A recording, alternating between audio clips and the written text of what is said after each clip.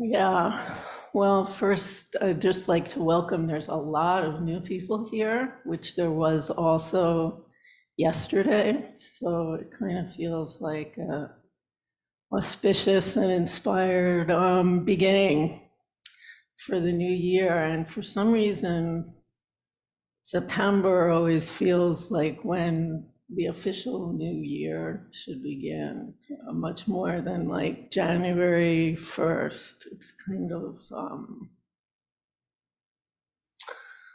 it really feels like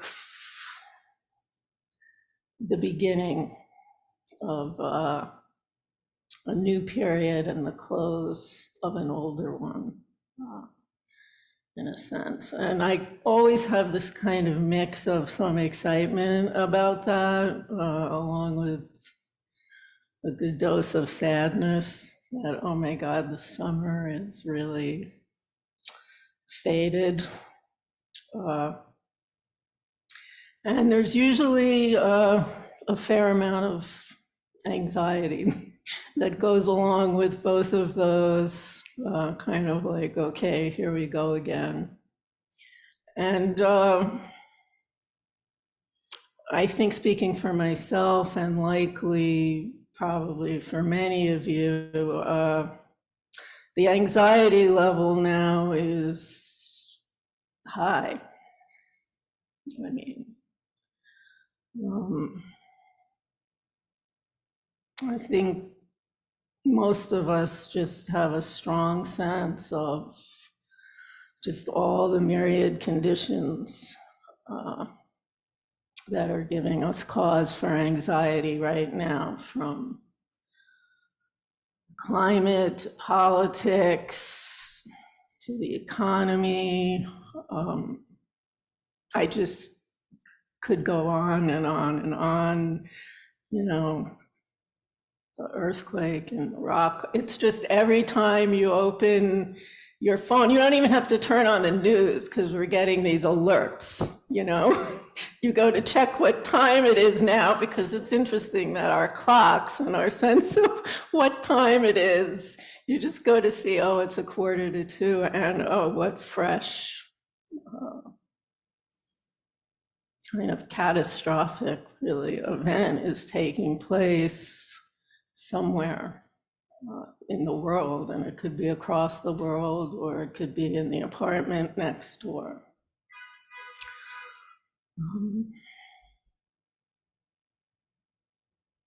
And I think it can be difficult in these times to have a sense of what to do, what path to take, and, you know, kind of just how to move forward with so much that needs doing in the world, everywhere, in every way.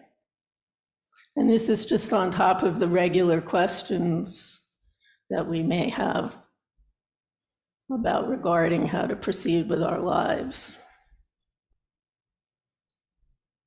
And some of us may come to Zen practice to kind of escape all this, to get rid of the anxiety and the dismay caused by just this endless array of distressing events happening all over the world. But to be honest with you, if you aren't feeling any anxiety these days, I would be, even if you're coming to Zendo and practicing morning, noon, and night, then I would be concerned. Like, where are you? What world are you living in right now?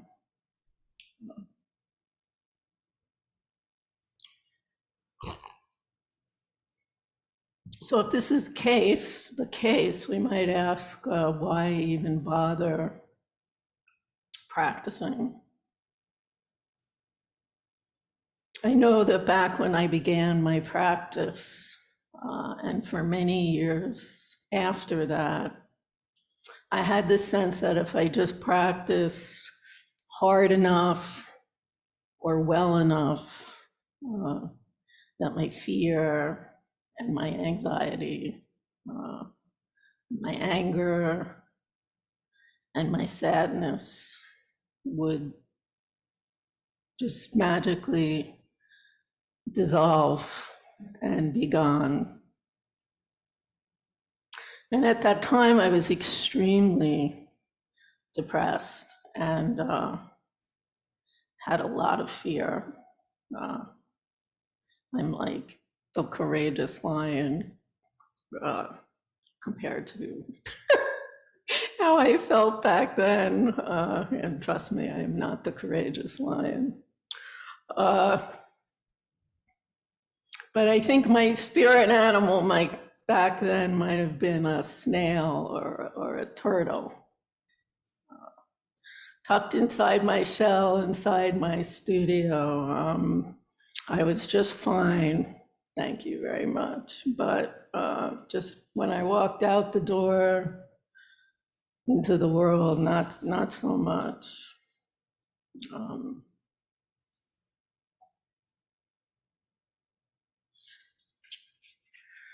So there was a saying in the study text from the sayings of Layman Pang, which we looked at this past winter Ango. And I was surprised, no one else mentioned it, but I really loved this one. And so I thought I just find it soothing. And it goes like this. The title of this saying was Where the Path Leads. So one day the layman saw a young boy herding oxen and asked him, "Where does this path we're following lead to?" The boy said, "I don't know where it goes." The layman said, "Aren't you herding the oxen?" And the boy said, "They live in these fields." The layman said, "What time of day is it anyway?" And the boy said, "It's time to take the oxen out to pasture." And at this, the layman just laughed heartily. So I'll come back to this. But, at the time of when I began practicing, I had spent a long time trying to find a place. And I was about to actually give up when I heard about the Village Zendo, which was then in Roshi and Joshin Roshi's apartment. And the minute really that first evening I walked in the door, I just knew that in some sense I had found home. And while it was always kind of challenging to just be with people in a group, and the thing I loved the most about Zen is that you didn't have to talk. It's like, wow, you could be with people and not actually talk. How great is this? Who thought of this?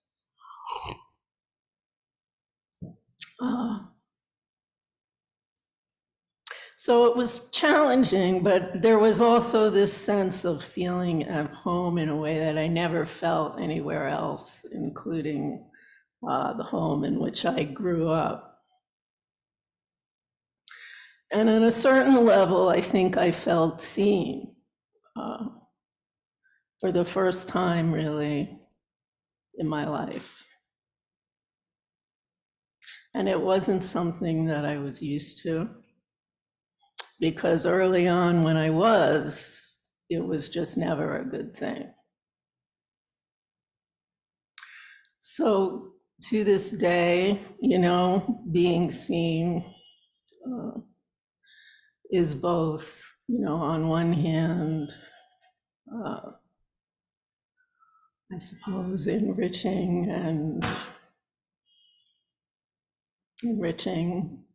and it's also very fraught.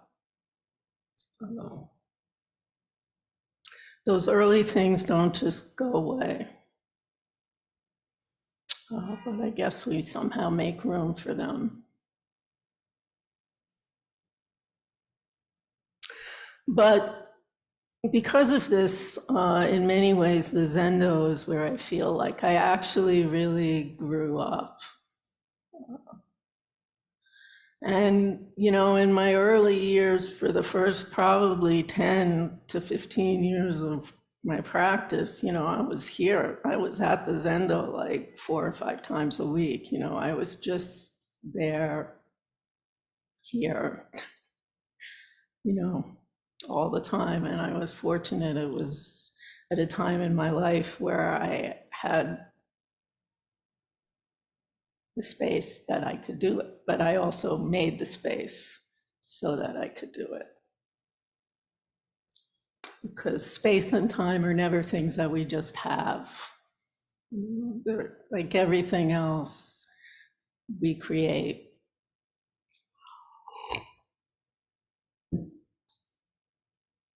So 30 years later,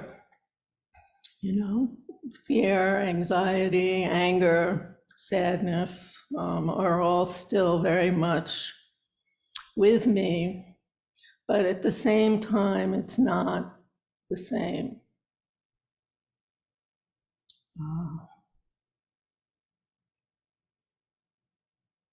I can live there one moment, and after the sound of the rainfall, or returning to the breath, if even it's for 3 moments, I can be in a completely new and different place. Kenko's beautiful talk yesterday reminded me of that saying, because it's a story with the 2 monks and the broom, that with each breath we can sweep the mind. But also, it's not just that we sweep these feelings away, because in my experience, that's never actually really happened. But I can sweep them into a place where I can have a different perspective and perhaps hold them a little differently and with more space. And when I can remember to, I actually try to open myself to just these feelings that I want to initially just sweep away. And I actually try to allow them to teach me.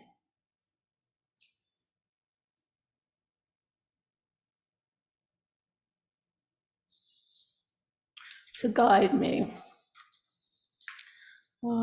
as opposed to just kind of habitually and reflexively trying to annihilate them. And in so doing, annihilating myself. So I think when we remember to open to what's really going on, as opposed to disassociating from it in some way, reality actually can become something quite different. Reality as it is becomes the very food that feeds the dragon that is our practice. Not something to turn away from. And practice is one of those words that we use all the time. And I think it's easy to forget what it really means. And it doesn't always mean the same thing, it's one of those. It's one of those words. For many years, I thought practice was something that just happened on the cushion. And the other activities that I participated when I was in the Zendo, like in order to practice, I would just go to the Zendo, and that's where practice took place. And if we're online, The practice would be what happened just when I turned on the computer and I sat down and I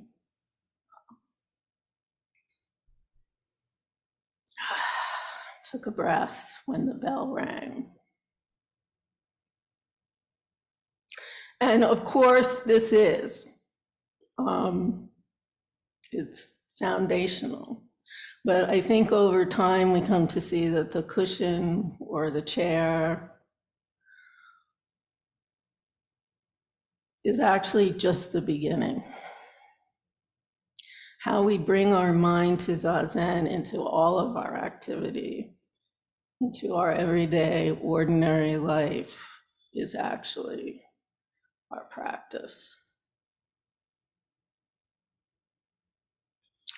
And we need help doing this because, it isn't something that just naturally happens on its own for most of us.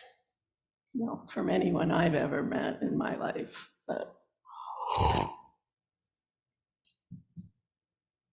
And I think this is particularly true when things are challenging. Our first instinct is to often not open up, but it's quite the opposite. And I think, at times like this is when a lot of the tools and the forms or the bones of the practice can really help us. So, actually, here's where the precepts become really helpful. So it's like, how do we bring our mind of zazen to what's happening right now? Right where we feel stuck, angry, hurt, confused, or just plain lost. And I think if we just can remember those 3 pure precepts, which really hold it all, which is the practice of our zazen really in the world of not knowing, to just right there in the midst of what's going on, just arouse that mind of not knowing rather than trying to figure it out, explain or justify our feelings, to pin them down, to put a frame around it. We can just very quietly and very simply return to not knowing, the king of precepts. To just breathe into wherever we are and just try to drop the narrative. To recognize and to admit that actually we don't know what's going on. And that's not only just okay, but it's actually quite rich. And to remember that we often don't have to make a decision in this moment. So if we can just simply be where we are, even though we don't at that moment know where it is. That permission to give ourselves to not know provides us a place to rest and find some peace or refuge even in the midst of great difficulty and confusion, just like it is on the cushion.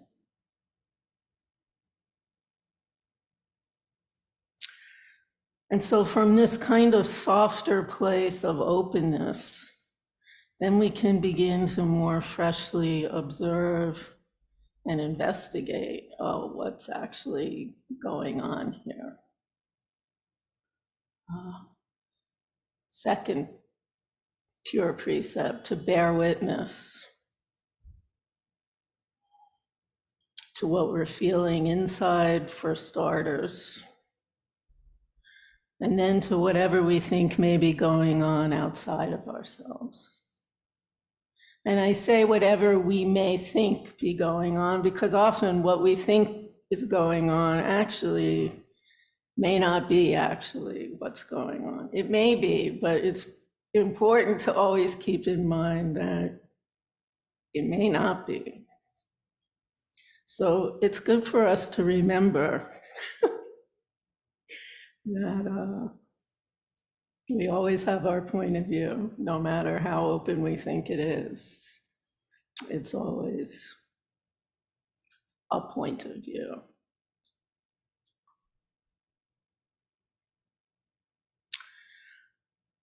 So we bear witness, and we may not understand it or even like it, but we can try to make room for it, to honestly see what's there going on, both inside and out.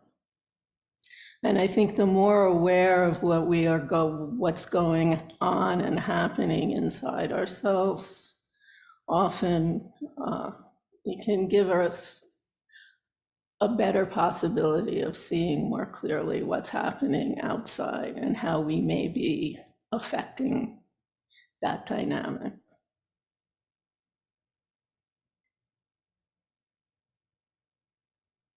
You know, and it's usually when we can't tell the difference that can be the hugest source of a lot of our suffering. For instance, I may think that people are judging me constantly, when really it's that I'm judging myself. They could be thinking about where I'm going to have lunch when this talk is over. You know,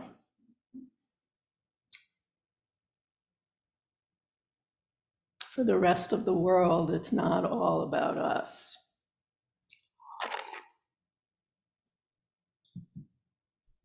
So from this quality of a more open investigation or observation, this bearing witness, you know, we can often usually take more skillful action as to what we should do, which may be nothing, or it may be dramatically something.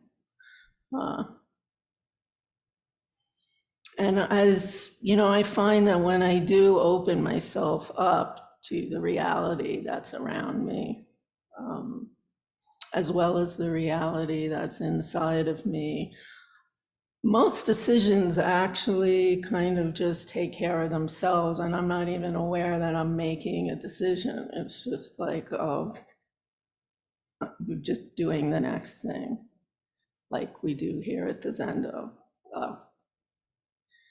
There's the Bach, I turn to the left. You know, I don't have to think about it. And if I don't know it yet, I just simply look at the person next to me and, oh, okay, this is what's happening.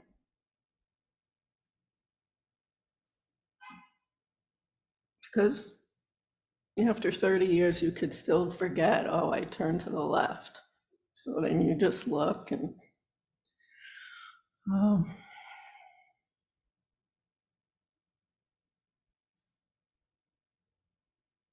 So I would say that the more simply present we are in this moment, the more the next moment seems to just naturally follow without our having to make kind of these momentous decisions and choices. Because we actually usually have all the information we need to make these decisions, but we're too distracted and too busy looking for something else to realize it. You know, I find with my work in the studio, when I try to think of what to do or come up with some great idea of what I should make next, I'm a potter in my case, you know, it just doesn't usually ever pan out. But when I just start working, it's like one thing leads to the next thing, leads to the next thing. And I have to say, you know, my best things are things I never in a million years could have thought of. It's sort of like they happen on their own, except that you have to be there, fully be there to let it happen on its own. But it's not like something we figure out per se.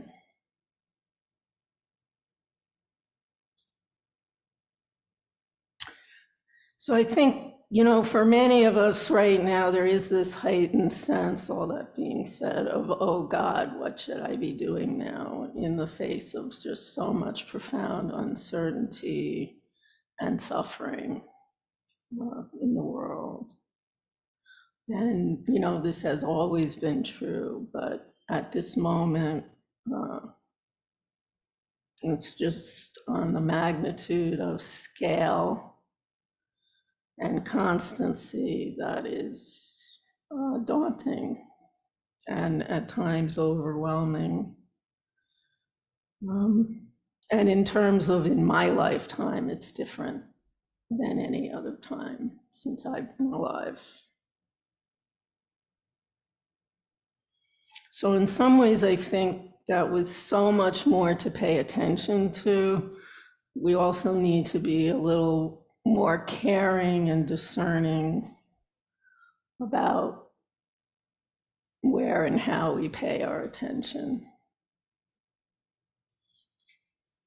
And that's different for each of us. And I think there's something in the story of the ox herding boy, going back to that story, that kind of captures this beautifully. You know, when asked by Layman Pang,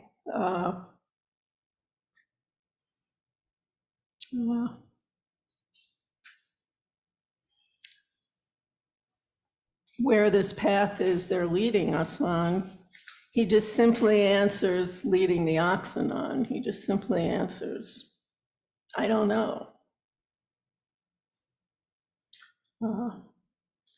It's not always really necessary to know.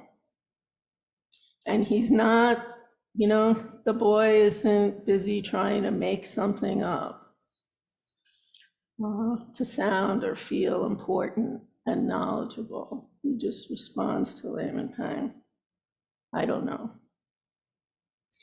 So then he's asked by Layman Pang, aren't you herding the oxen? Challenging him as if, you know, you should know this, since aren't you the one taking care of the oxen?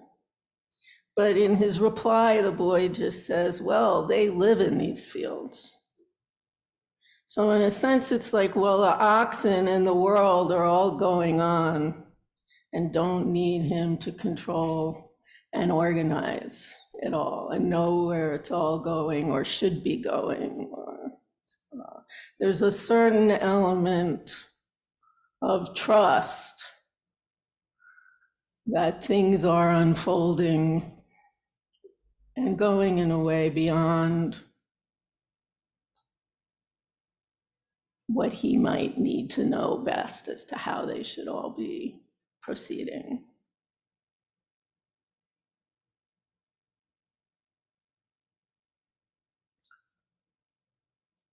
The layman then asks, well, what time of day is it anyway?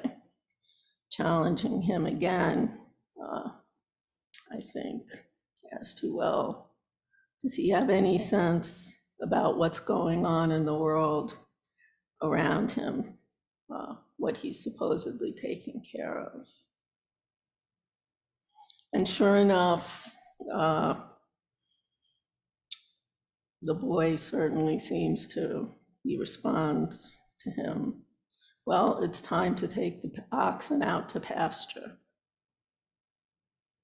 So in terms of what's in front of him right now, he's aware of what needs doing, and he's simply going to do that now that the time is right.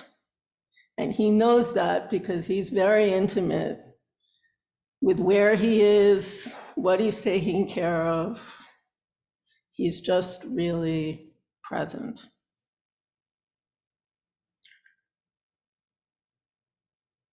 And the layman clearly approves of his answers, and he laughs heartily at the end of this story.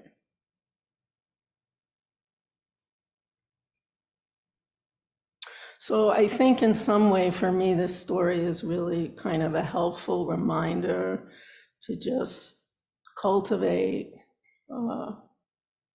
our flexibility and openness of mind, to be able to go in and out of the big picture without getting swept away, lost, and so overwhelmed that we can't function in our own lives. Or in the converse, to completely shut down and get so stuck in our narrow burrow, tuning everything out, that we're just locked in the smallness of our own experience.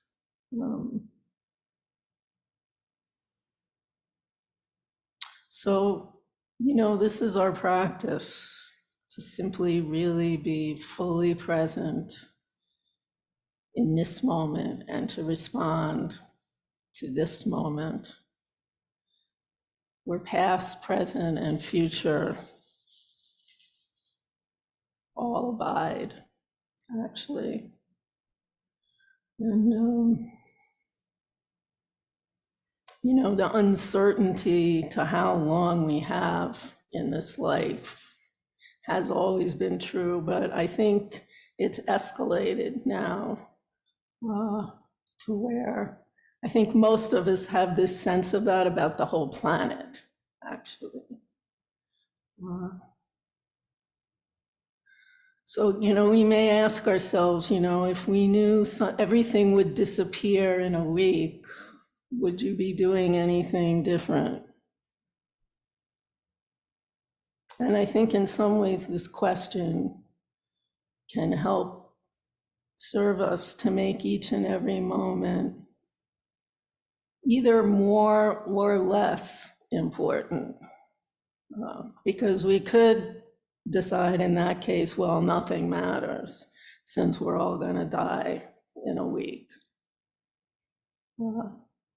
And if we take that position, and some people do take that position, and it's all too easy to take that position, whatever time we do have here, a week or 80 years, that time will probably be bereft of any meaning and any joy.